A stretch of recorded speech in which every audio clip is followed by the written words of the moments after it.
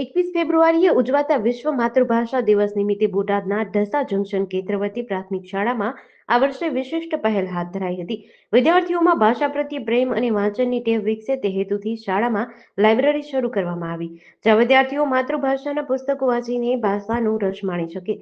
શાળામાં સરકાર દ્વારા પૂરા પાડવામાં આવેલા પુસ્તકોનો યોગ્ય ઉપયોગ કરી શાળાના ભાષા શિક્ષક પ્રવીણભાઈ કે મકવાણાએ આ આયોજન કર્યું છે.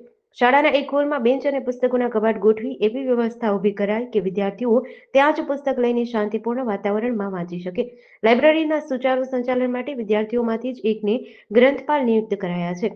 2 વિદ્યાર્થીઓને સહયોગી તરીકે જવાબદારી આપવામાં આવી છે. કોઈ વિદ્યાર્થી ઘરે પુસ્તક લઈ જવા ઈચ્છે તો રજિસ્ટરમાં નોંધ કરી પુસ્તક લઈ જઈ શકે છે, જ્યારે શાળામાં બેસીને વાંચવાની પણ સુવિધા ઉપલબ્ધ છે.